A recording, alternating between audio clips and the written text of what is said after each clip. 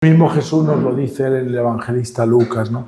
Un poco más adelante, en el 44, dice: todo lo que está escrito de mí en la ley de Moisés, en los profetas y en los salmos, ¿no? Veíamos que esto era una manera de decir en la escritura, ¿no? Y luego Juan 5:39, que nos dice: escudriñad la escritura, ellas son las que dan testimonio de mí, ¿no?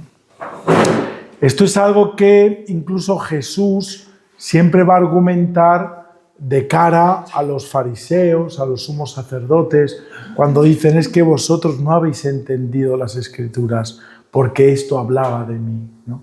Y esto incluso en el profeta, lo veremos después cuando hablemos de Isaías, pero evidentemente cuando Jesús empieza su ministerio público, sobre todo en Lucas, se presenta en la sinagoga de su pueblo, lee el texto de Isaías, esto se cumple hoy, ¿no? De tal manera que Cristo es el cumplimiento de toda la Escritura, ¿no? Por eso vemos que toda la Escritura da testimonio de Cristo, ¿no? Este que ponemos aquí, Gerhardus Voss, él es un presbiteriano, pero es verdad que es un hombre muy riguroso del estudio de la Sagrada Escritura, ¿no? Este hombre, que pertenece a una comunidad evangélica, afirma que la revelación avanza orgánicamente hacia su cumplimiento en Cristo, ¿no?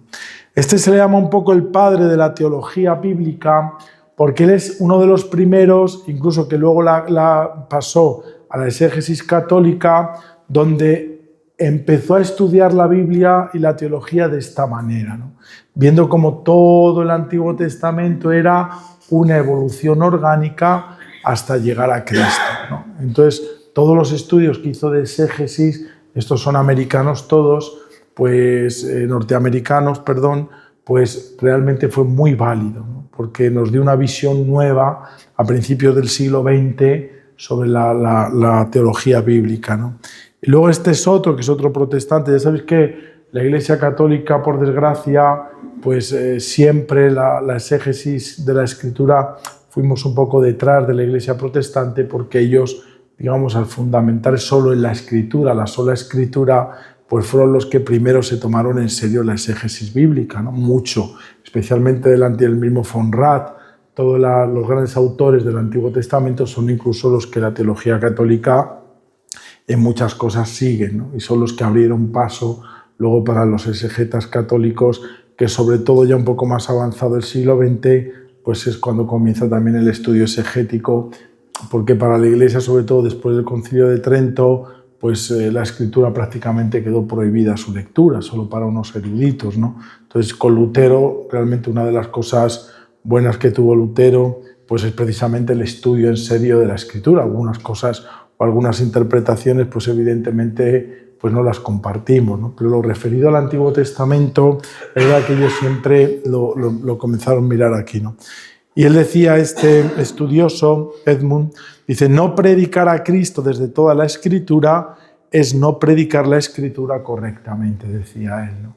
Y esto es algo que a los católicos también nos tiene que llamar mucho la atención, ¿no? Porque también el Antiguo Testamento forma parte de la predicación de Cristo, ¿no? Por eso es tan impresionante este curso que hemos dedicado este año a conocer un poquitín el Antiguo Testamento, y hoy, pues sobre todo, vamos a poner en paralelo todo lo que hemos ido estudiando con Cristo, ¿no? También desde el punto de vista del arte, ¿no? Es que me han robado aquí esto, tengo que...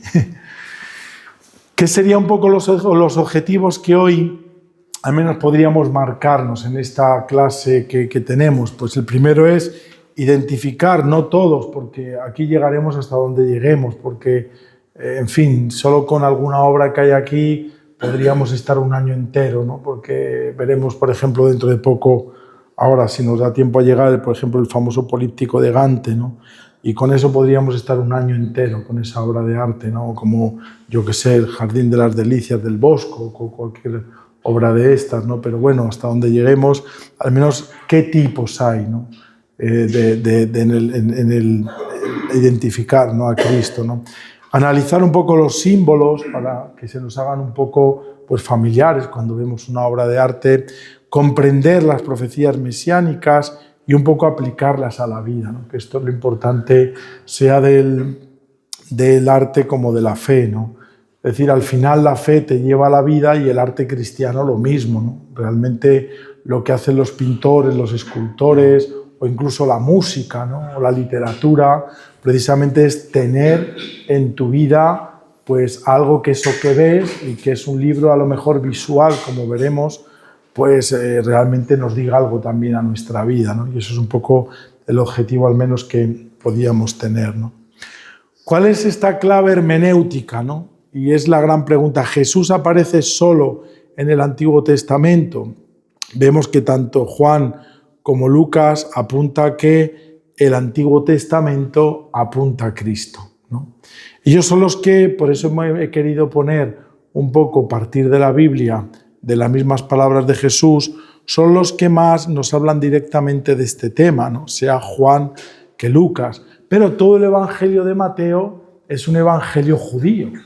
De hecho, se entendía al principio que era el primer evangelio, por eso en nuestras Biblias aparece el Evangelio de Mateo como primero, pero no es verdad. El primero fue Marcos, ¿no? Pero se creía que hubo un Mateo hebreo, que nunca se descubrió y hoy parece que tampoco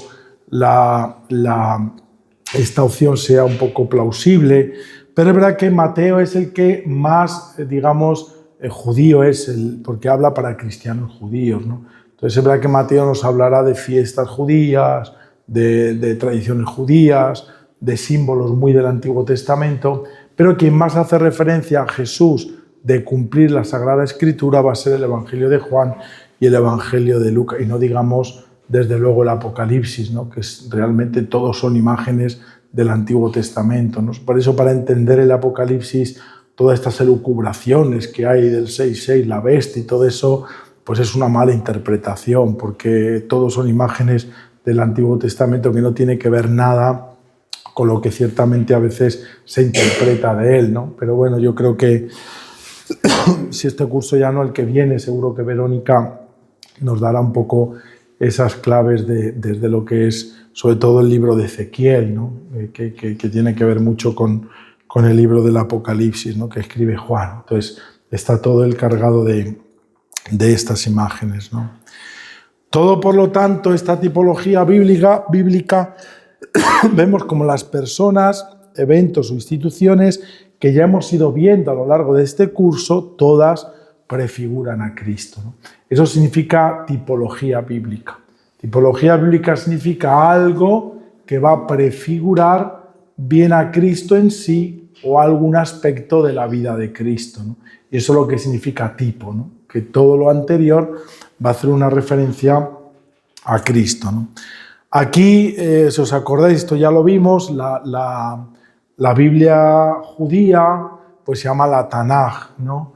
Y entonces pues está escrito, bueno, sería lo suyo empezar por aquí, la Torá, los Nevi'im, que son los profetas, y los Ketuvim, que son los otros escritos, ¿no?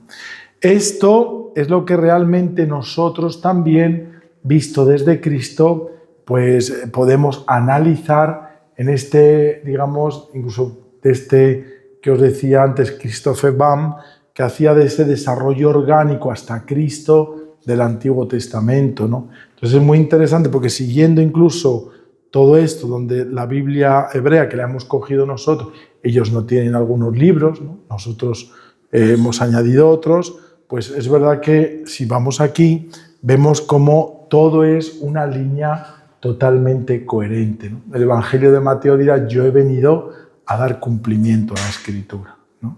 Entonces, esta gran afirmación que hace Jesús en el Evangelio de Mateo es un poco todo esto, ¿no?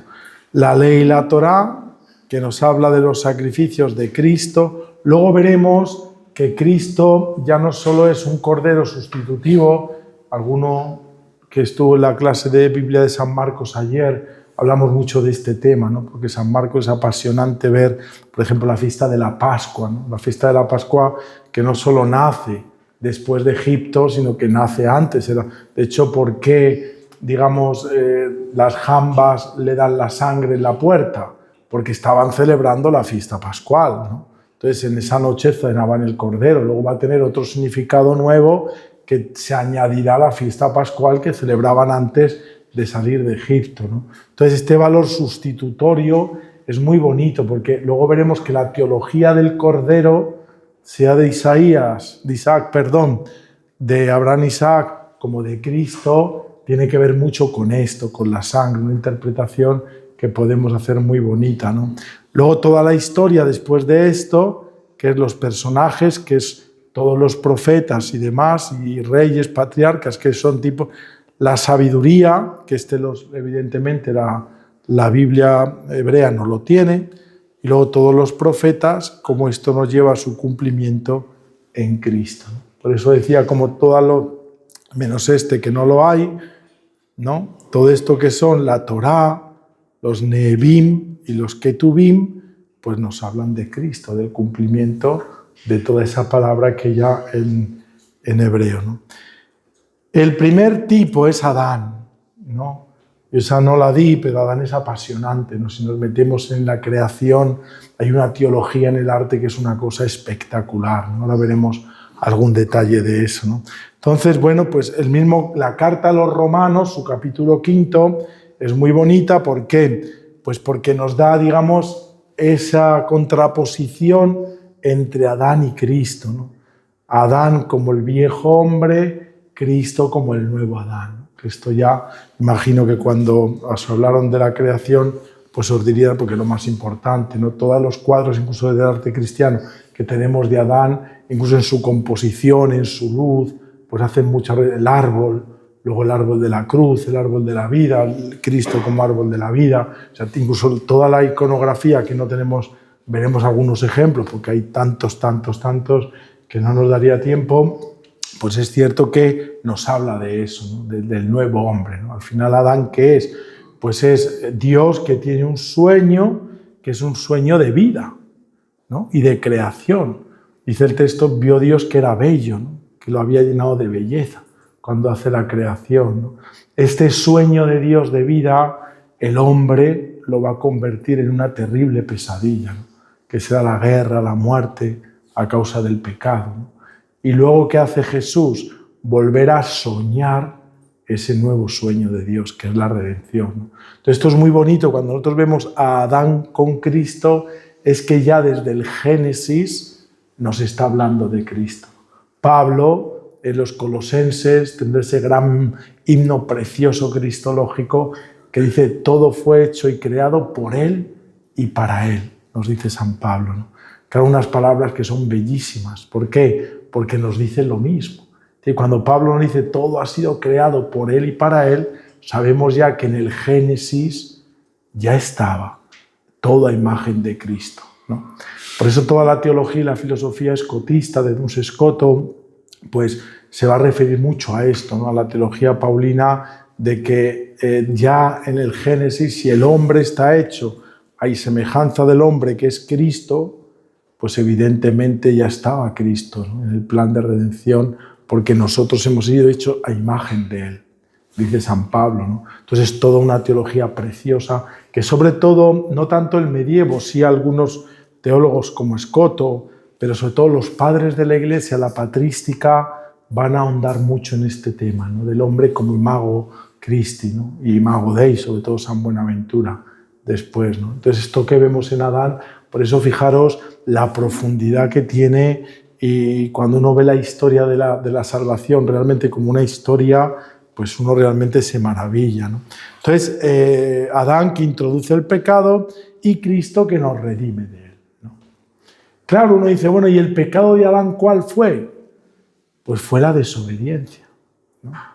Por eso uno cuando lee la carta a los hebreos, dice un gran exegeta, el padre Benoit, dice, claro, ¿qué sacrificio le hacía falta a la humanidad ofrecer a Dios si ya había hecho todos los sacrificios de animales? No. De personas tampoco. El único sacrificio que a la humanidad le faltaba, ¿cuál era? El de la obediencia. Y eso fue lo que Cristo realmente, dice la carta en definitiva a los hebreos, pues ha hecho al Padre. Le ha ofrecido la obediencia que Adán le quitó a Dios, ¿no? Y esto es muy bonito, ¿no? Porque incluso, fijaros, el sacrificio que luego veremos en el Cordero, que es la sangre de la Pascua, va un poco por esta línea, ¿no? Yo a los que estaban en Biblia ayer les explicaba, ¿no? Al final, el sacrificio pascual, ¿qué es? Pues ¿por qué se sacrifica? Y luego lo veremos también, ¿no? Ese cordero, el primero, pues porque no es simplemente, y antes de los judíos sí, Egipto, por ejemplo, mataba niños, y otros que eran, digamos, le ofrecían los niños a los dioses, ¿no? Entonces, para nosotros el sacrificio, por desgracia, a veces se nos ha metido algo que no es ni cristiano ni evangélico, ¿no? Es decir, a veces no, yo voy a hacer este sacrificio a ver si agrado a Dios, ¿no? A Dios ya le has agradado. O voy a hacer este sacrificio a ver si Dios pues me da, pues si Dios está ya de tu parte. No tienes que hacer ningún sacrificio porque Dios está de tu parte, ¿no? El sacrificio, ¿qué es? Darle a Dios lo que le pertenece a Él, ¿no? Entonces eso significa darle el cordero. ¿Por qué? Porque darle el cordero de un año, o el panácimo, que era una fiesta que antes del siglo VIII, antes de Cristo, estaban separados, la fiesta de los ácimos, darle el pan, porque era de una cultura agrícola, mientras que, bueno, pues sobre todo una muy sedentaria, mientras que la Pascua era del Cordero, pues nómadas, eran dos fiestas distintas que luego se unen en tiempo de Josías, por ejemplo. Entonces, estas fiestas, ¿qué significa? ¿No? Pues que yo le doy a Dios de lo que le pertenece a Dios. Y eso es algo muy bonito, porque ofrecer el primer cordero es decirle, Señor, este ganado que yo tengo y la comida que tengo no es porque yo la merezco, sino porque me lo has regalado tú. Entonces es en acto de agradecimiento, pero también una confesión de fe, decirle, tú eres el creador de la vida, incluso mi propia vida, no es mía, sino que es tuya. Y la de mi hijo, un hijo no es de los padres, es de Dios. Entonces todos esos sacrificios del cordero tenían este significado profundo, ¿no? Para un israelita, ¿no? Y esto es lo que Jesús luego va a hacer en su Pascua, en la última cena, ¿no? Por eso, digamos, cuando uno va leyendo la Escritura de una manera seria y vamos estudiando el Antiguo Testamento de una manera seria, nos vamos dando cuenta precisamente de esta redención, ¿no? Entonces es muy bonito, incluso Adán y Cristo, porque al final lo que hace Cristo es volver a introducir lo que a la humanidad nos quitaron. No nos quitó Dios, sino que nos lo quitamos nosotros mismos, ¿no? Que fue creernos dioses, ¿no? Y este es el gran pecado de la humanidad, en definitiva. En esto que decíamos del sacrificio, al final, ¿qué pasa? Que Adán se cree que la vida es suya, que él es dueño de la vida y no es Dios. Y este fue el gran pecado que llena de oscuridad a veces y lleva a la muerte, ¿no?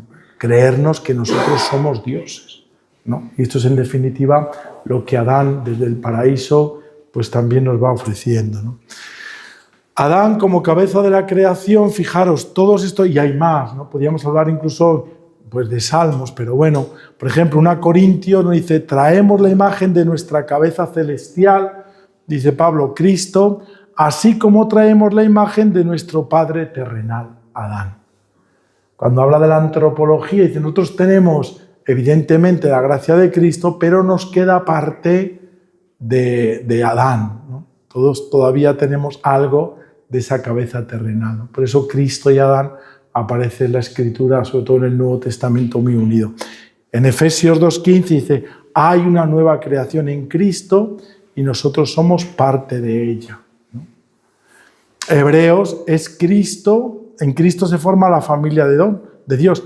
Adán fue el comienzo de la primera humanidad, Cristo es el comienzo de una nueva raza de seres humanos regenerados. Y luego dice, en Cristo se restaura el propósito original de Dios al crear al hombre. Hace referencia a Adán, ¿no? Como veis al final, la carta a los Hebreos es una carta que está hecha sobre todo sobre el modelo de Adán, ¿no? Y Cristo contrapuesto a este Adán, ¿no? Por eso Adán es, digamos, el prototipo o el tipo más importante que encontramos de Cristo, ¿no? Los contrastes entre Adán y Cristo, ¿no? Dice Romanos 17-19, por el pecado, esto ya lo hemos hecho, pues nosotros hemos hecho pecadores, por la obediencia de Cristo, nosotros somos hechos justos, ¿no? Es un texto que ya conocemos. O en Corintios 15, en Adán todos mueren, en Cristo todos serán vivificados. Entonces digamos que la importancia que tiene, ¿no? ¿En qué sentido Adán es figura del que había de venir, ¿no?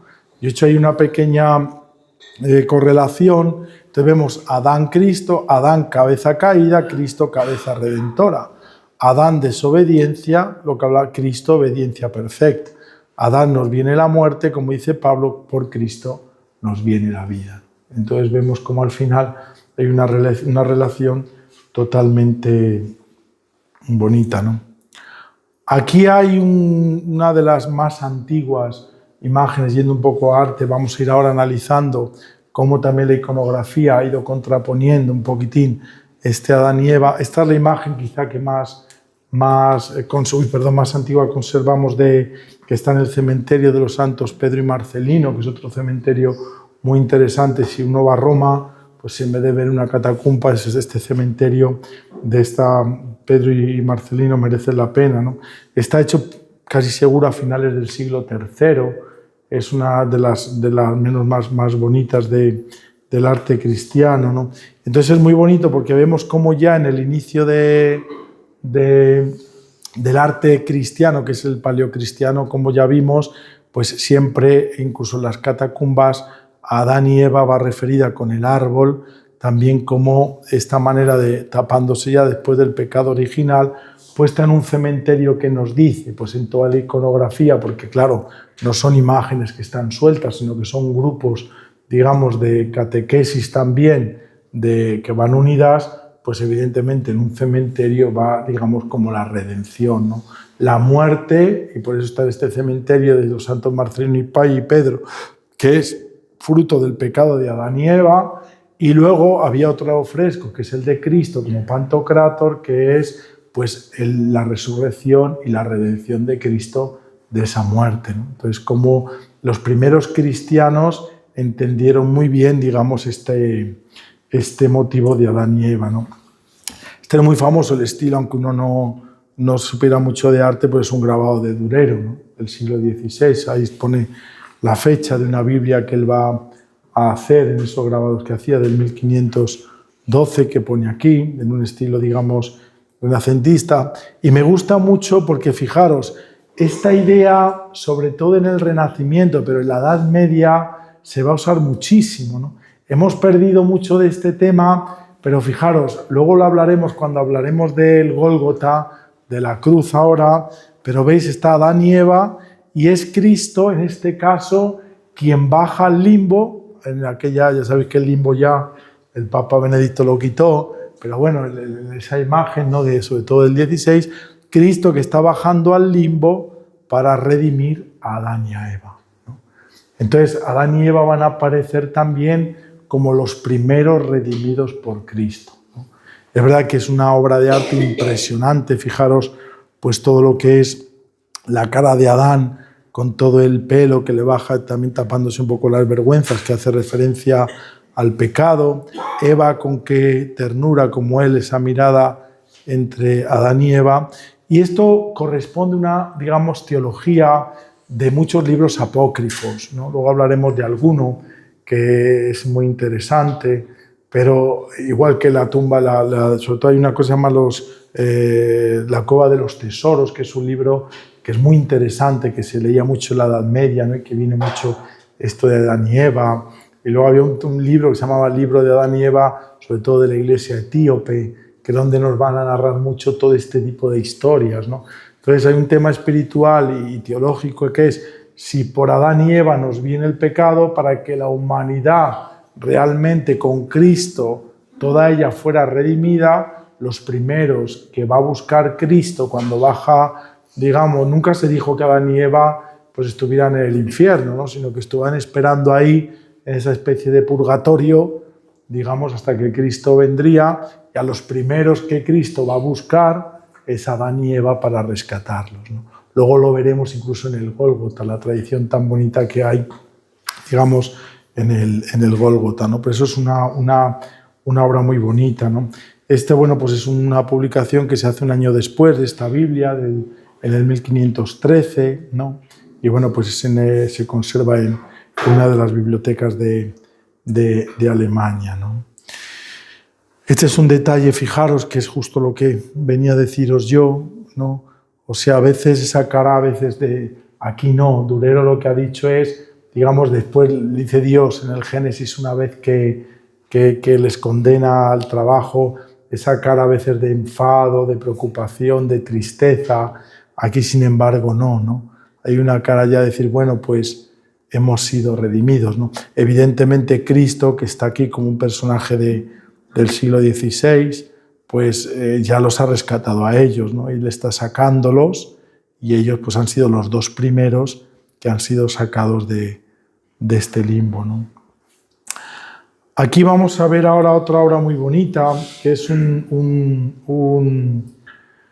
de las primeras obras del Greco, que se llama el Tríptico de Módena, que es muy interesante porque el Greco, antes de, digamos, ir a su... Para mí es una de las joyas, porque claro, uno no se imaginaría que esto es del Greco, parece que lo pinta en Creta, luego lo lleva a Módena, por eso se llama hoy está en el Museo Estense, y es muy bonito porque, claro, es todavía una época del griego muy de inicio de él, acaba de salir de Creta, acaba de llegar... Dicen que esto lo hizo primero en Creta, luego lo terminó ya en Italia, todavía no había visto a los italianos, entonces tiene mucho que ver con digamos, el tipo de pintura que se hacía en Grecia, que eran los iconos bizantinos, ¿no? Incluso, pues, vemos las tablas, la iconografía y demás, ¿no? Entonces es muy interesante, bueno, pues aquí vemos la Anunciación, el Sinaí y la creación de Adán y Eva, ¿no? A mí me interesa mucho ver esto, que es la creación de Adán y Eva por parte del Greco, porque fijaros, aunque en teoría es Dios, pero esto es muy habitual lo veremos ahora en el Bosco, ¿no?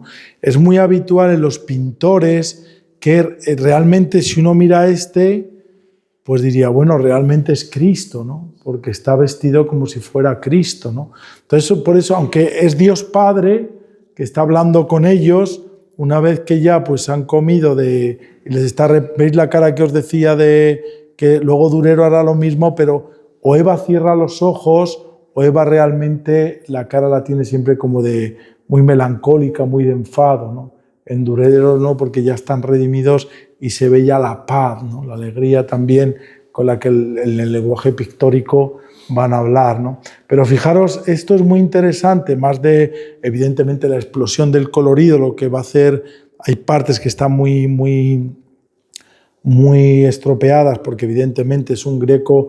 Claro, la grandeza de un pintor, alguna vez que hemos ido a algún museo, pues lo hemos dicho, ¿no? O sea, un artista de primer orden, ¿quién es? Quien es capaz de evolucionar en su pintura, ¿no?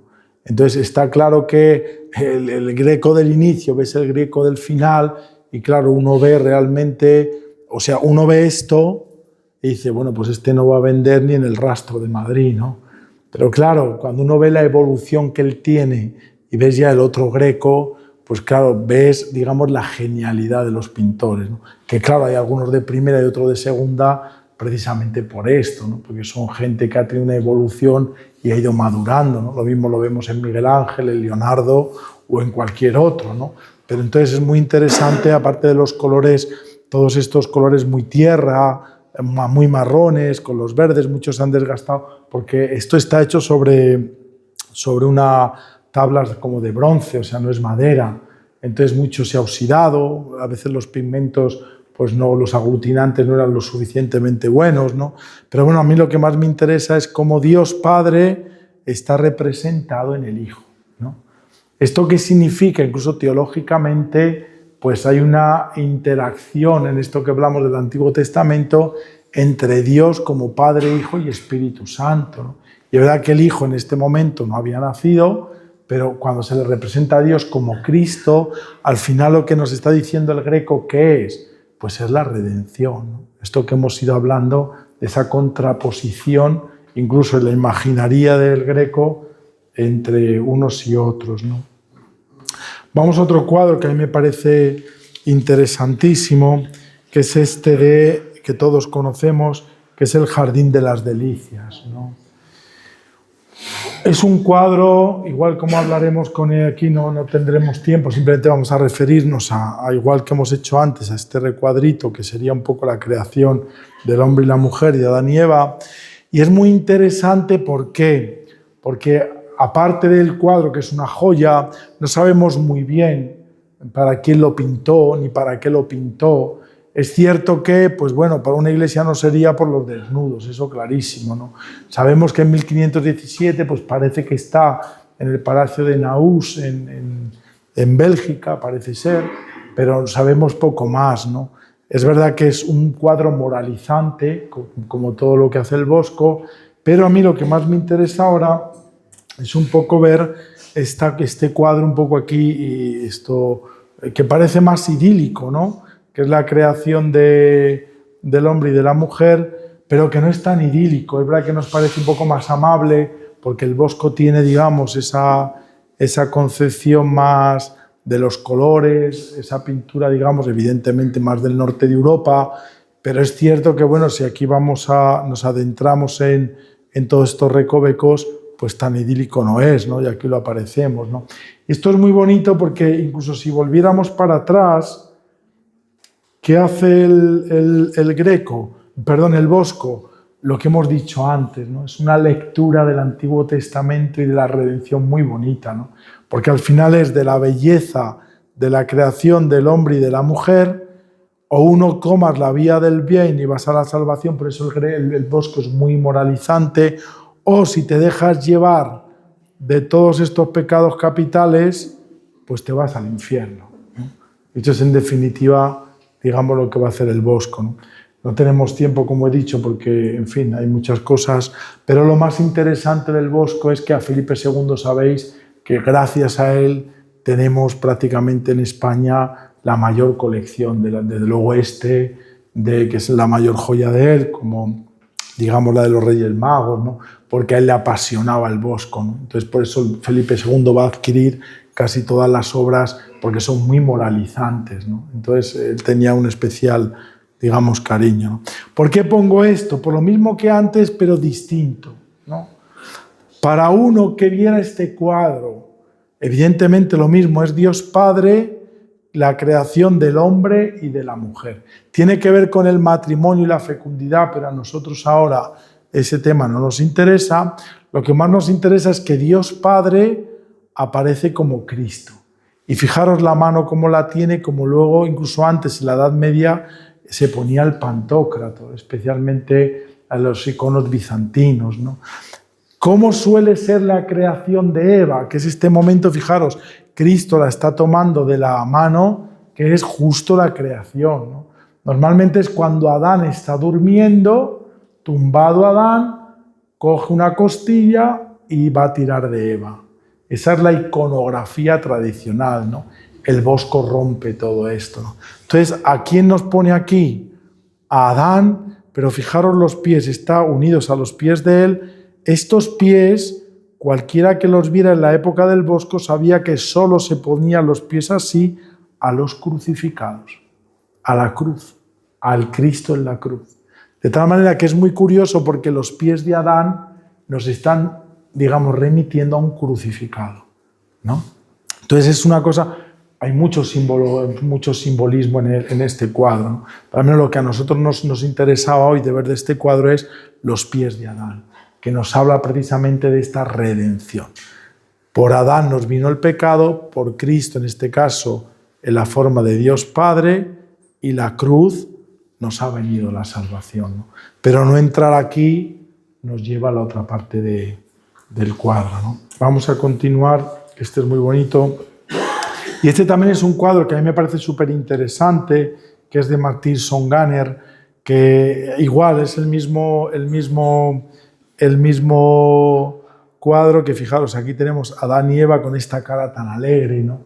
En esta pintura tan bonita del siglo XV, ¿no? Que hay reminiscencias todavía, pues un poco de lo que sería el arte gótico, pero ya realmente el inicio del arte renacentista, ¿no? Este pan de oro que se conserva propio de los iconos de la Edad Media. Aquí por ahí el diablo que siempre nos hace referencia a lo que está encima de ellos, estos aquí mirando que no se atreven ni a salir, los ángeles con Cristo, y la victoria, ¿no? La cruz del resucitado, ¿no? Entonces un cuadro como muy, muy didáctico, todos estos blancos, los verdes, la túnica roja de Cristo, que hace, digamos, referencia a que es el Cristo Rey que ha triunfado, ¿no? Y que después de la resurrección, esto que decíamos antes, hay como una cueva de estilo, digamos, más tradicional, ¿no? Es un óleo realmente sobre tela muy interesante, y está pues una iglesia de Colmar en Francia, y bueno, forma parte de un retablo que es muy bonito, ¿no? Este motivo, por esto lo he traído, quizás es de los más representados en la Edad Media, pero sobre todo ya en el siglo XV, XVI, digamos, en todo ese final del gótico. En Italia ya estábamos en pleno Renacimiento, en España iniciábamos, en Francia igual, ¿no?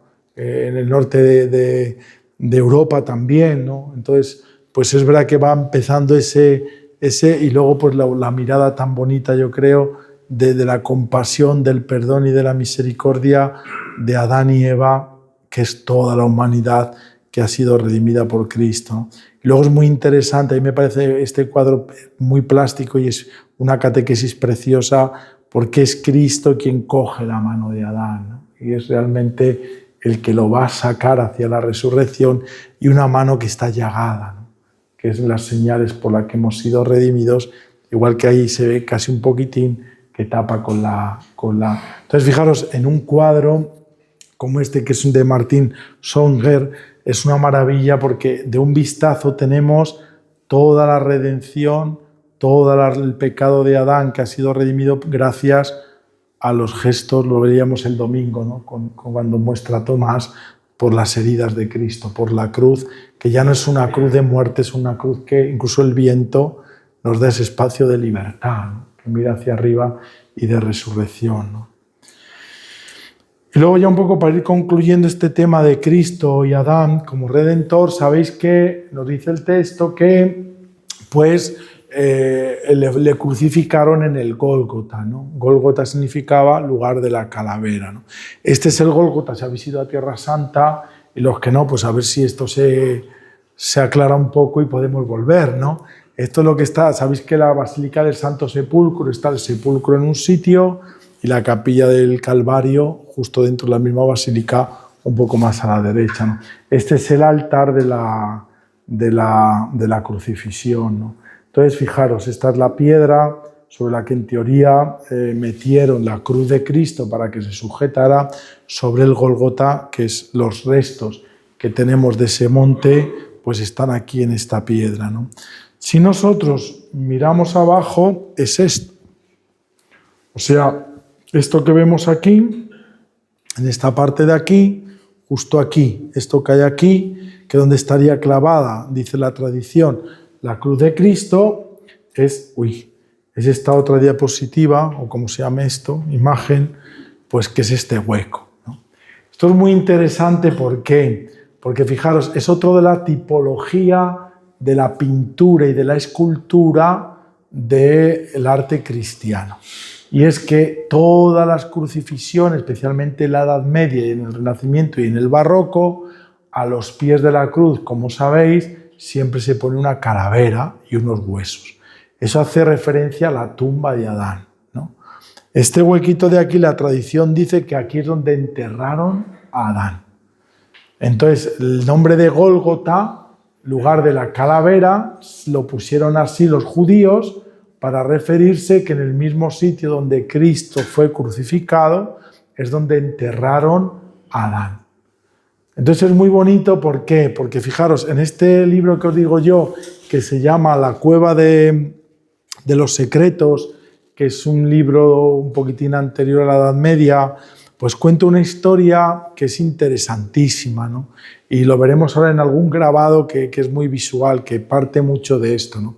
Esto es muy interesante, ¿por qué? Porque fijaros, un artista, también ahora que estamos en clase de arte, a la hora de pintar un cuadro, pues claro, tiene que nutrirse, es un valor, que es lo que siempre luchó el artista, pues intelectual. O sea, antes de pintar un cuadro, tú tienes que ver qué quieres pintar y cuál es el mensaje que quieres dar a través del cuadro. Entonces es muy importante conocer las fuentes que los artistas y leerlas para entender incluso luego las escenas que ellos pintan, ¿no?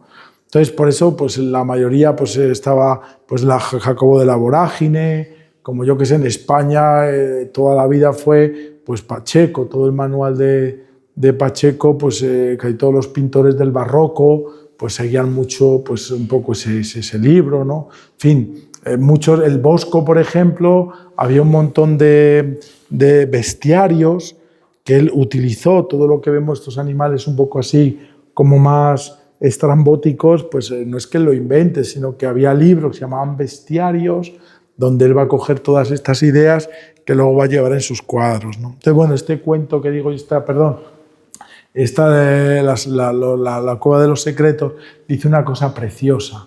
Dice, cuando Cristo murió y la victoria de la resurrección, dice este texto tal cual, le traspasa el soldado el costado a Cristo con la lanza y de esa gloria salió, dice este librito, el agua y la sangre, dice, se creó una grieta entre la cruz que estaría aquí, la cruz viril vendría hasta aquí, ¿no? Se creó una grieta donde bajaría esta sangre y esta agua, entró en la boca de Adán y Adán resucitó con Cristo. Ese es el momento en que Cristo bautizó con su sangre y su agua al primer padre que fue Adán, ¿no? Fijaros, esto es muy interesante, ¿por qué? Porque la mentalidad nuestra, lo dice Jesús, solo los que son bautizados pues pueden salvarse, ¿no? Hoy día la teología pues hablaba de un bautismo no tan rígido en ese sentido, hay gente del bautismo de deseo o del martirio de sangre, el bautismo, en fin, de tantas cosas, ¿no? Pero antiguamente se entendía que quien no era cristiano no se salvaba, ¿no? Entonces, es muy curioso que Adán tendría que estar bautizado. Y en este que os digo yo, el libro de Adán y Eva, que también es un libro que se encuentra en Etiopía, es muy interesante porque dice lo mismo, que la sangre rodó y esa sangre fue la que bautizó a Adán y la que le liberó, ¿no? De Eva no se habla, pero bueno, se entiende que estaría al lado la mujer, ¿no? Pero bueno, Adán, digamos, como el prototipo de la humanidad. Entonces, esta oquedad que veis aquí, cuando uno va a Tierra Santa, lo explican mucho, es donde el palo de la cruz realmente se metió y es donde estarían los restos de Adán, ¿no? Esto, como podéis ver, es un relato literario. Entonces hay quien lo crea, quien no lo crea, pero esta es la historia que nos dice este texto. Esta historia es la que hace que prácticamente toda la iconografía de la cruz pues nos dé todo esto que estamos hablando, ¿no? Este es muy bonito, se llama el Hortus, se llama Delictiarium, que es pues, un libro de 1180, nada menos, que va a ilustrar un poco toda la cena de la Pasión, y es una preciosidad porque es un tipo enciclopedia, y fijaros qué bonito, claro, con este hieratismo, pero ya hay un movimiento, ¿no?, de lo que es, digamos, la Pasión, y es precioso porque fijaros, aquí abajo tenemos el cuerpo de Adán, ¿no?, que no es solo una calavera, sino a mí siempre me pareció muy bonito este cuadro, porque ponen realmente todo el cuerpo de Adán, ¿no? Aquí los que están muertos, aquí sería Adán y Eva, pues van saliendo de los sepulcros, los dos ladrones, que lo mismo tienen vida, es muy curioso, y luego es muy bonito esto que veremos en muchas ocasiones, que es la sangre que cae en el cáliz y que va a ir a parar a Juan, ¿no?, que representa a la Iglesia. La Iglesia en ese sentido tan bonito de la que recibe el cáliz de la redención, la sangre de Cristo, y que ella guarda a través de la Eucaristía. Cada vez que celebramos la Eucaristía, ofrece Cristo ese cáliz de la sangre de la cruz, ¿no? Entonces es muy bonita también. Luego pues escenas de la Pasión, que aquí lo podemos identificar. Y luego es muy bonito, ¿veis? Porque el sol que se oculta se va tapando la cara, ¿veis?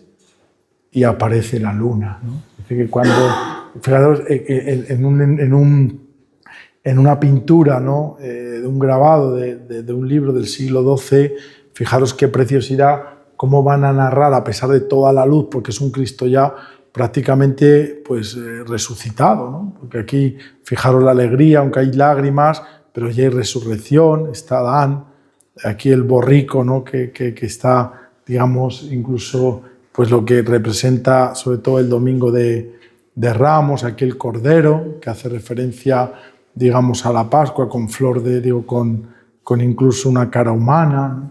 O sea, es una simbología tan bonita que cómo representar que se fue el día y apareció la noche, ¿no? Entonces, es una cosa tan bonita que esto es muy de Roma, ¿no? De la personificación del arte romano, ¿no? Este es otro tema muy bonito también, que es una joya que se llama Las pinturas de Sorpe, que está en Barcelona, en el teatro, en el EPNAC que llamamos, que es en el Museo Nacional de Arte Catalán. Y bueno, pues lo mismo, veis una pintura también pues toda románica, del románico catalán, donde la sangre, veis, os decía antes, va bajando, está muy deteriorada para meterse a la boca de Adán, que sería esta calavera, ¿no? Entonces, incluso esto es muy del románico, ¿no? Y luego este que también es el Cristo, que lo podemos ver en el Museo de Madrid, que es una joya, todo de marfil, ¿no? Entonces del rey, entonces lo mismo, veis la sangre y Adán que está abajo, que quiere salir, ¿no? O sea, fijaros, digamos, y aquí lo mismo, ¿no? Este Cristo que es una maravilla del siglo XV y lo mismo, la calavera de Adán, la sangre, veis lo que os decía de este libro, que se mete por una grieta, es una transcripción tal cual de lo que hemos leído para bajar hasta la boca de Adán y bautizarle, ¿no? Bueno, aquí hay muchos. El más interesante, que es este último, que es Picasso, ¿no? Un cuadro muy interesante porque es una crucifixión de estilo de Picasso, un hombre que era agnóstico, no era creyente, lo pintó hacia el año 1930 y nadie sabe por qué, quizá no tenga un sentido pues muy religioso en su origen, pero sí que sabemos que fue un cuadro, el único cuadro prácticamente que él jamás se deshizo de él, ¿no? Siempre lo tuvo. Entonces, hasta que murió, fue un cuadro que quizá pues, por ahí le decía mucho y siempre lo tuvo en su casa, ¿no? Y cuando muere es de los poquísimos que él le acompañó durante toda su vida, ¿no? Entonces es muy interesante porque tiene, él claro, la interpretación, él quería hacer algo religioso, pues a lo mejor no. Lo que él quiere realmente experimentar pues es, digamos, el drama humano, ¿no? O sea, la muerte humana, la violencia, o sea, todo lo que representa lo dramático, ¿no? Y la crucifixión va a unir muchas veces, como sabes, las tauromaquias con las crucifixiones. Entonces él es un poco en esto, es un genio. Picasso realmente es para mí uno de los últimos genios o el gran genio que ha habido en la pintura contemporánea, sin duda, ¿no? Yo soy, como muchos sabéis, muy apasionado de Picasso, pero bueno, aquí la gracia es igual poner a los pies de la cruz como si fuera aquí unos que representan, dicen los estudiosos, pues la tradición de Adán y Eva, la calavera, en fin, un poco como ese dolor humano, pero que tiene redención, ¿no? Entonces es muy bonito como Picasso, el mismo Picasso, pues esta mano, esta señora blanca que sale de aquí, a pesar del lloro, a pesar, digamos, de toda esta caída que representa todo esto, pues abajo hay esperanza, hay como una especie de juego de naipes, ¿no? Que representa un poco la vida, ¿no? Entonces es muy bonito, a mí me parece bonito el cuadro, un poquitín en ese sentido, ¿no? Vamos muy rápido, otro ya, pues porque no tenemos mucho tiempo, es Abel. Abel también es otro de los tipos. Este personaje no lo hemos visto en las clases del Antiguo Testamento, porque hay tanto, pero bueno, Abel representa un poco, digamos, también al tipo de Cristo. Es hijo de Adán y Eva, como sabéis, asesinado por su hermano Caín. Es considerado en la Biblia el primer inocente que muere. Por eso pues, se le ve como una figura en clave simbólica, ¿no? Un sacrificio aceptable a Dios, una muerte injusta, como nos dice, incluso hablando de Abel, la carta a los Hebreos en el 11.4, ¿no? Ahí vemos la referencia a Hebreos 11.4, hablando del Génesis. Abel, dice la carta a los Hebreos, haciendo referencia a este texto, trajo una ofrenda que le agradó a Dios. La fe de Abel consistió en entender la obra de Cristo antes de que hubiera sido siquiera anunciada, ¿no? Dice la carta a los hebreos, ¿no? Igual, luego Hebreos dice, la sangre de Abel da testimonio, la sangre de Cristo da testimonio a nuestro favor delante de Dios, ¿no? O sea, como al final la carta a los Hebreos nos dice que la sangre de Abel llega hasta un punto, pero es Cristo quien le da la plenitud al valor de la sangre redentora, ¿no? Por eso, digamos, es tan importante también Abel, ¿no? Aquí, como hemos hecho con otros personajes, pues hay una pequeña tabla. Abel es el inocente y justo, Cristo es el totalmente inocente, ¿no? Abel es asesinado por su hermano, Cristo es ejecutado realmente injustamente por la humanidad, ¿no? Abel, que ofrece un sacrificio que agrada a Dios, Cristo, que él mismo se ofrece en sacrificio a Dios, ¿no? La sangre de Abel, que clama justicia, mientras que la sangre de Cristo nos ofrece el perdón, ¿no? Que esto es muy bonito. Y luego Abel nos salva, pero Cristo sí redime.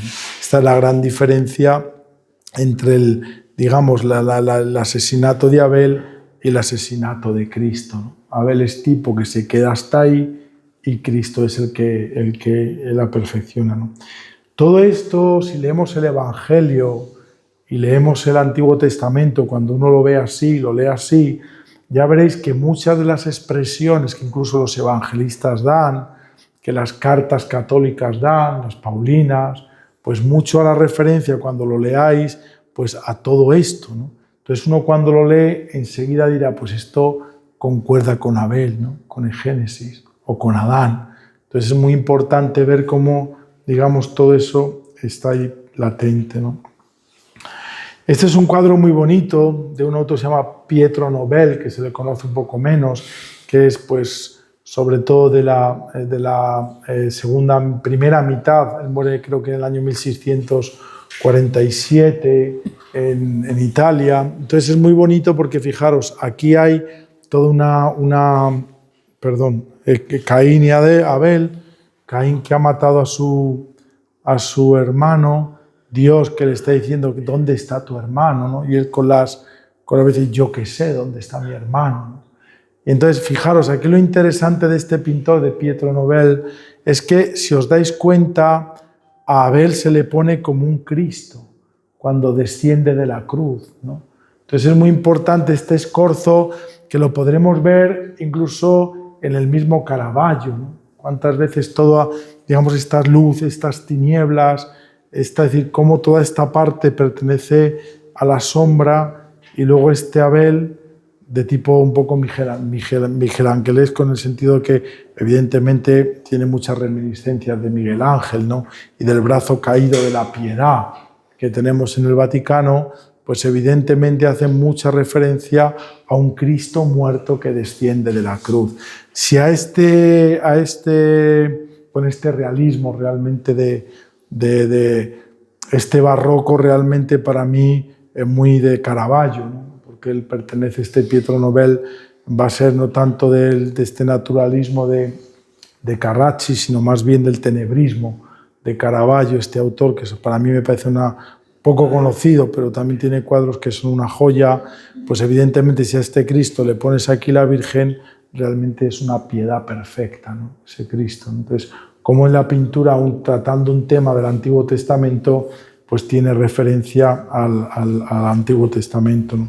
Está muy bonita porque es una Biblia de la biblioteca de Modelaine, que es del año 1270 más o menos. Estas pinturas, comienzan las pinturas en el año 1236, y es muy interesante porque hace una cronología de los personajes del Antiguo Testamento y del Nuevo Testamento. Pero a mí el que más me interesa precisamente es este, ¿no? Que es, fijaros, es la contraposición, pues, de que en la teología como en la pintura, fijaros, la muerte de Abel por Caín y la traición de Judas, el beso de Judas, que lo lleva a la muerte, ¿no? Entonces hay un paralelismo muy interesante en esta Biblia del siglo XIII, es importantísimo, porque fijaros, pone en relación a Caín y Abel con Cristo y Judas, ¿no? O sea, la traición de Caín es la traición que hace, digamos, Judas dándole a Jesús, ¿no? Que lo entrega realmente a la muerte, pues es Jesús, ¿no? Por eso me parece una cosa también espectacular, ¿no? Este es otro que es muy bonito, fijaros, este es un libro que, como veis por aquí, evidentemente en castellano y en latín no está, ¿no? Está en árabe. Es una ilustración de un Corán. Entonces, todas estas historias, Abel también, igual que muchas historias sagradas, pues están contenidas en el Corán, ¿no? En la Sura 5, que se conoce como la mesa servida de Al-Mahik, es donde aparece en el Corán pues esta historia también de Abel, ¿no? Entonces, a mí lo que más me interesaba de este cuadro es esto no funciona. Es esto, ¿veis que es Caín, que está matando a Abel? ¿Veis aquí la cabeza? Bueno, se le nota, ¿no? Este sería Abel, que es lo mismo, ¿no? Casi es un peso muerto. Este es Caín, que lo va a enterrar, ya lo ha matado. Pero aquí, si os fijáis, son dos cuervos, ¿no? Que están luchando entre ellos, ¿no? Entonces, el cuervo es un animal que incluso en la simbología del arte pues va a significar todo esto, ¿no? La lucha de la muerte y la vida, ¿no? El cuervo realmente va a anunciar un poco la muerte de la humanidad, ¿no? Entonces, es donde lo va a enterrar. Entonces, pues es muy curioso porque hace esta referencia ya al árbol, ¿no? También donde lo entierran. Vamos a ir un poquitín más para acá. Si uno ve este cuadro, ¿vosotros qué pensáis? ¿Qué puede ser? Nadie se atreve.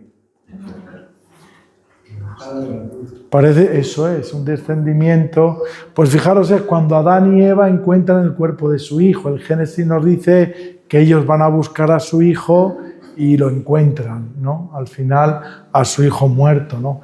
Evidentemente, si uno ve este cuerpo, parece el Cristo de Manteña, por ejemplo, ¿no? Que está en Santa María Novella, ¿no?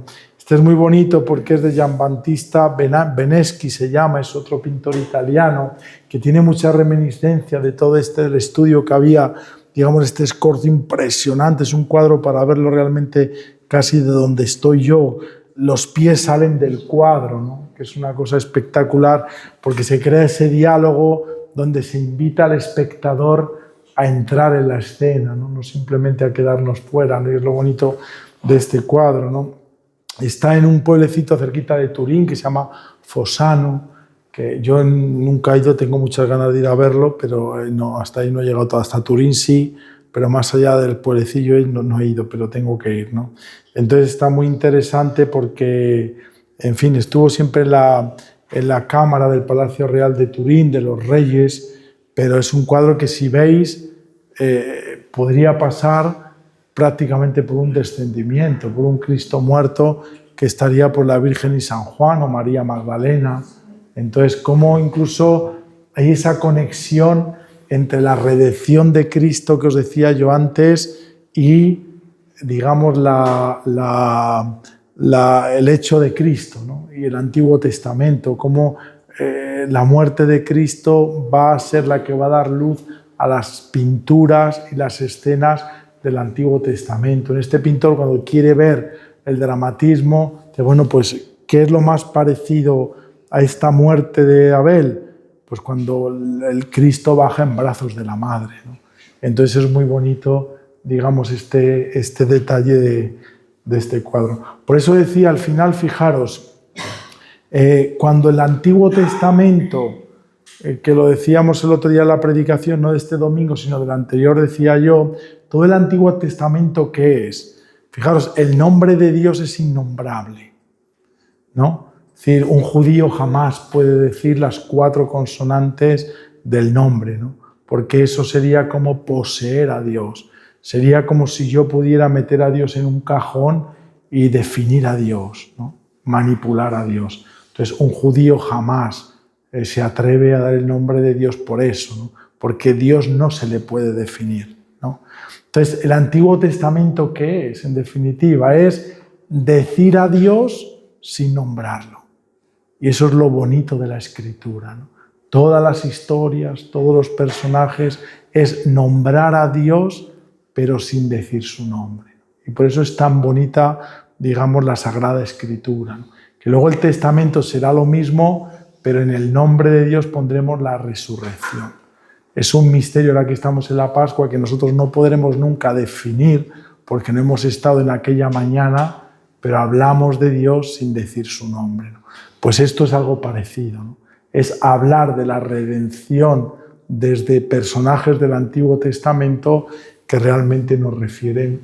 De luego, si uno va al museo, empezando por mí, y si no conoce uno este cuadro y pasas por la sala y lo ves, evidentemente pues te crees que es una deposición de Cristo, ¿no? Claro, luego vas a la cartela y dices, bueno, pues es Adán y Eva que encuentran el Hijo, ¿no? Fijaros qué preciosidad, otro detalle que es visto, digamos, sin marco, o sea, es que es una cosa espectacular, ¿no? O sea, fijaros la genialidad de este pintor, el naturalismo, la luz, todo lo que es el cuerpo realmente muy estilizado, ¿no? En italiano, a diferencia de en España, nosotros decimos la expresión este está hecho un Cristo, ¿no? Que significa que está hecho una pena. Para un italiano decir que estás hecho un Cristo significa que eres un Adonis, es todo lo contrario. Yo no sé por qué ellos se creen que, claro, el cuerpo de la cruz, pues es que te estiliza, ¿no? Entonces, en italiano, en la lengua italiana, a uno si le dices que estás hecho un Cristo, te pareces un Cristo, es que eres una persona tremendamente elegante, estilizada, bella, ¿no? Entonces es lo contrario en nosotros, ¿no? Entonces es verdad que la pintura, pero es impresionante, fijaros, el dramatismo también y la muerte o sea, los sentimientos que provoca, ¿no? Lo mismo, ¿no? Aquí podríamos ver pues, muchos cuadros que tienen que ver con lo mismo otro, ¿no? Ya vamos un poco tarde, así que bueno. El siguiente es Abraham, Isaac y Cristo. Y bueno, pues de una manera un poco rápida, porque ya nos pasamos de la hora, pues veis, Isaac es el hijo amado, Cristo es el hijo amado de Dios, ¿no? Isaac que lleva la leña, Cristo que lleva esa otra leña, pero hecha ya en forma de cruz. Una leyenda muy bonita, también un libro que dicen que la cruz de Cristo estaba hecha con la madera de la leña que se ofreció. Claro, fijaros hasta dónde llegamos, ¿no? Pero hay un libro apócrifo que nos habla de eso, ¿no? Dios, que no quiere la muerte del hombre, entonces detiene el sacrificio en Cristo, ¿no? Ese sacrificio que empieza ahí es consumado en él, ¿no? La sustitución del carnero y Jesús es el sustituto, ¿no? Luego Dios no permitió el sacrificio de Isaac, pero sí la entrega de su propio hijo, que es la gran diferencia entre Isaac. Bueno, ahí hay muchísimas, vemos ahí el tema, bueno, esto ya vamos a pasar un poquitín. Esto, fijaros, es un poco una de las más antiguas que tenemos de Isaac, por eso he querido, que es de la sinagoga famosa que sabéis de Dora Europa, ¿no? Que es el del siglo III, y entonces, bueno, pues aquí vemos, digamos, para los judíos, el sacrificio, que está aquí el corderito tan feliz, y ahí no, bueno, esto es otro detalle. Esto es muy bonito porque, fijaros, ¿qué nos dice el libro del Génesis? ¿Qué hace Abraham? Que ata las manos, ¿no? Entonces, en el sacrificio del cordero para un judío se le ataban las patas para el sacrificio, ¿no? Luego lo que hará Abraham será atar las patas del cordero y sacrificará el cordero, y ahí comenzará un poco el sacrificio del cordero. Hablaremos un poco después del sacrificio del cordero porque me parece, en fin, muy interesante. Este es de Philippe de Champigny, es una obra también preciosa, fijaros el naturalismo que tiene, todos estos colores de todo este ocaso, ¿no?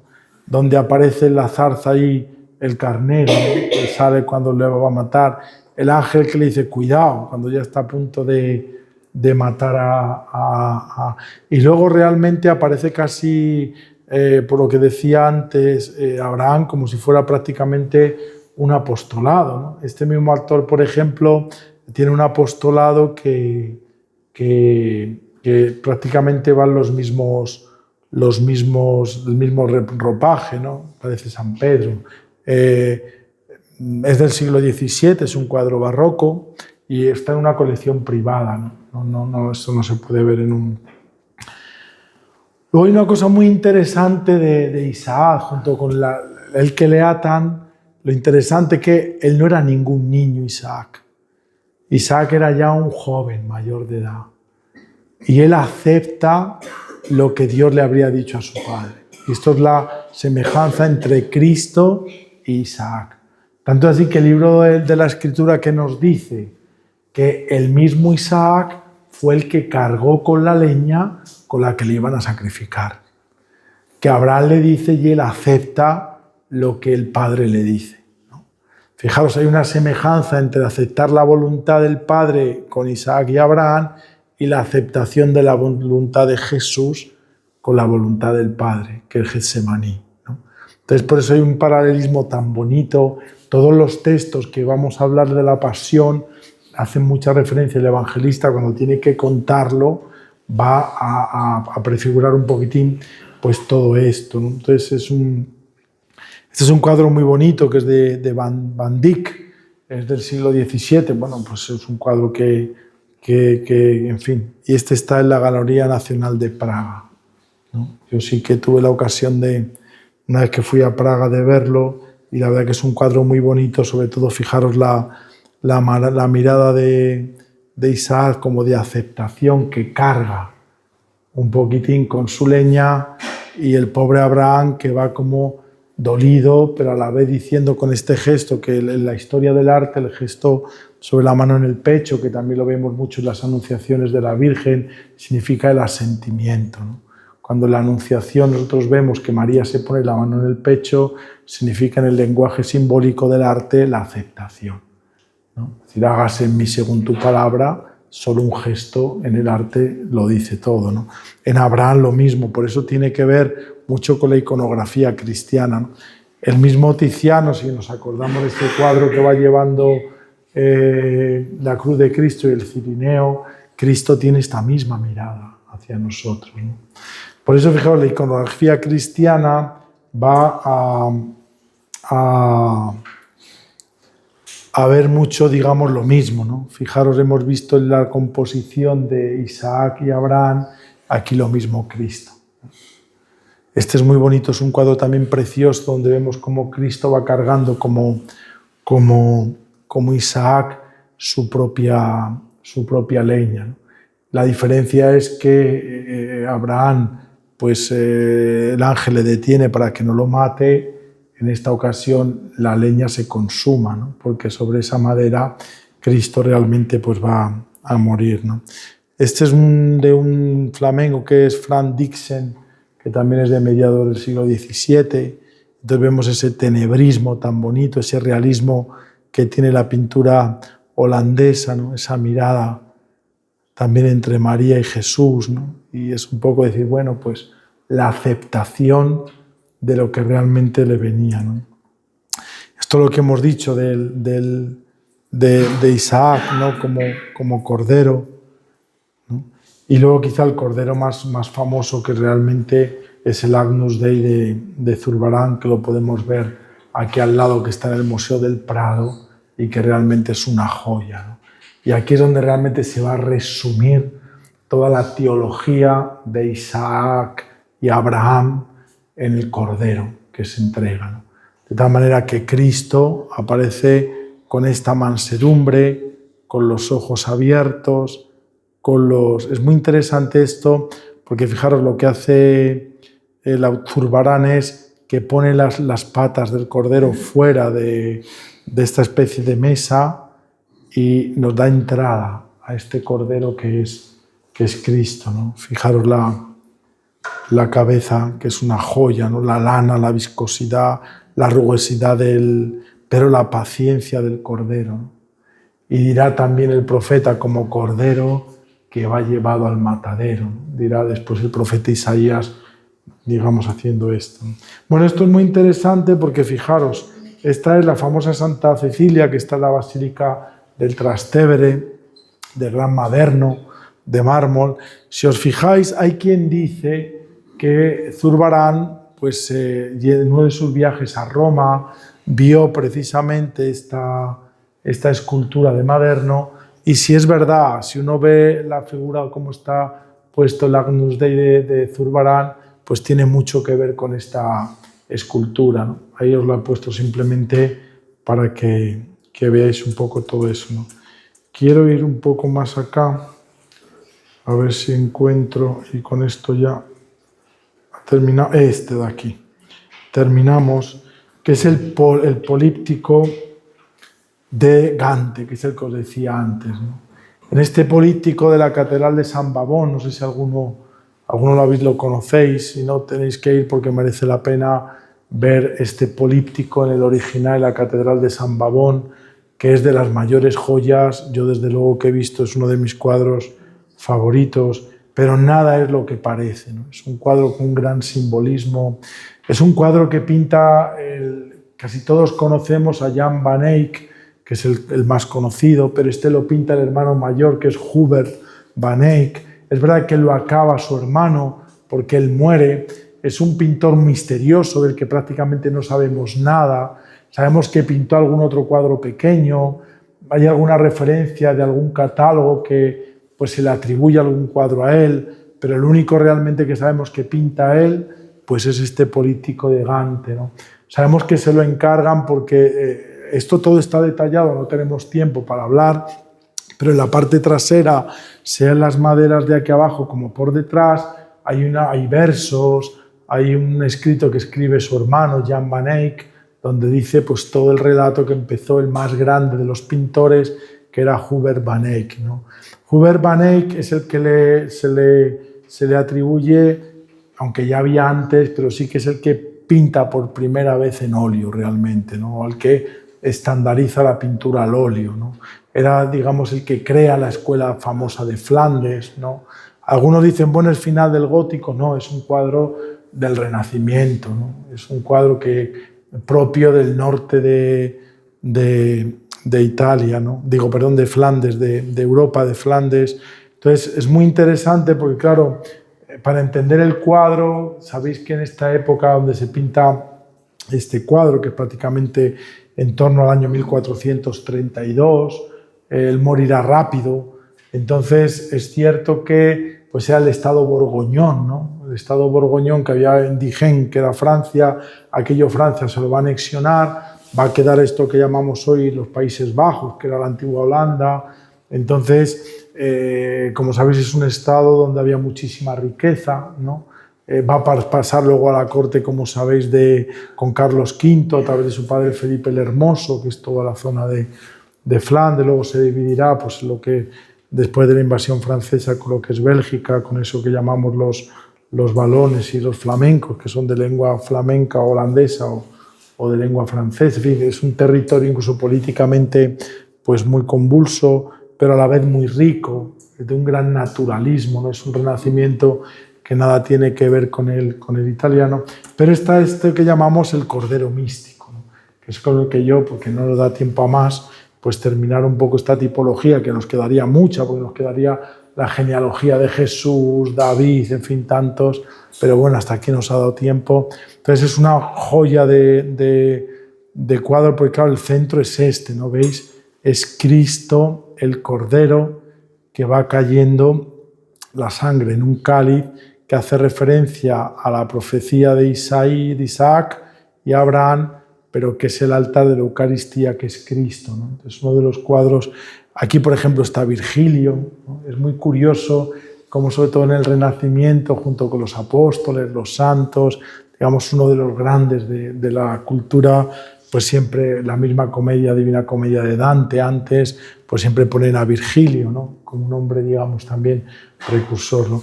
Por algún detalle, simplemente para terminar, fijaros, aquí que veis que donde están los ángeles, ahí debajo, que claro, esto es milimétrico, ¿eh? Pues fijaros, podemos coger este suelo. Estos son centímetros de cuadro, ¿no? Y es interesantísimo porque nada aparece, porque fijaros, tenemos los cuadros en azul y blanco, que representa a Cristo y a María, está el pelícano, está el cordero, que lo tenemos aquí, ¿no? el anagrama de Cristo y el anagrama de la Virgen María. Entonces, fijaros, nos está diciendo toda una teología en espacios milimétricos. Os pongo otro detalle, es un cuadro que a mí me apasiona, por eso también lo he estudiado bastante, ¿no? El ángel principal tiene un broche que es este de aquí. Aquí veis una puerta, aquí se ve de cerca, seguro que lo veríamos, ¿no? Reflejada. Es la ventana de la capilla donde va a estar este cuadro de San... allá en la catedral de Gante. Entonces es muy interesante cómo representa la capilla, la vida y la resurrección, que es la entrada de la iglesia, ¿no? Que se refleja, fijaros, en el broche del ángel donde el cuadro está, que es una capilla realmente funeraria, ¿no? Luego fijaros, en otro broche de los obispos de San Babón tenemos la lengua, ¿no?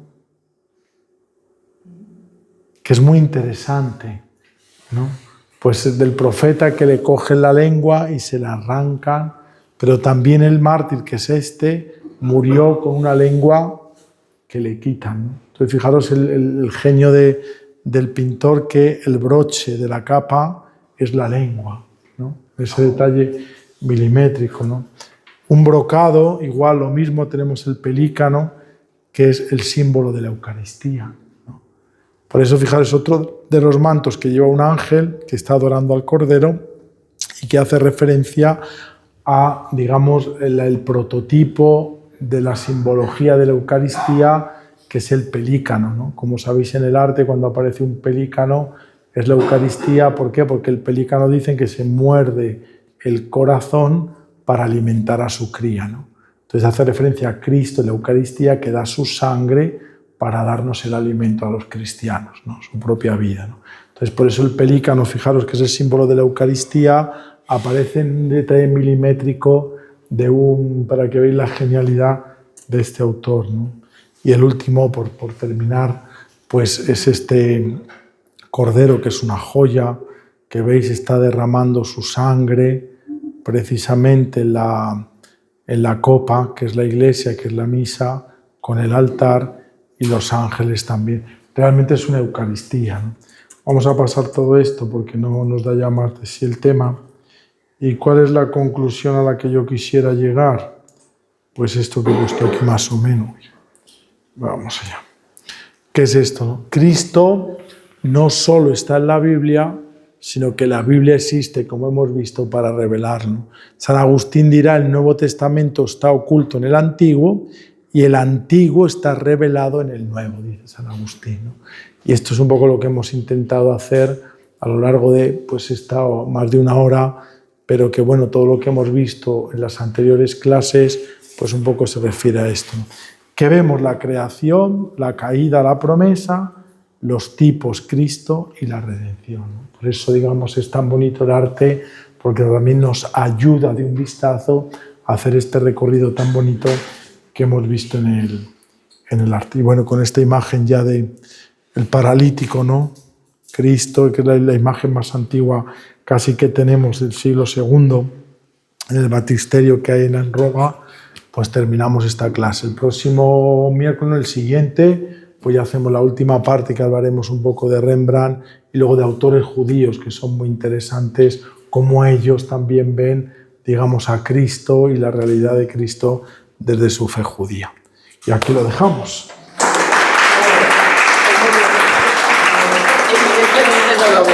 No, si lo he hecho... No. Lo he hecho yo.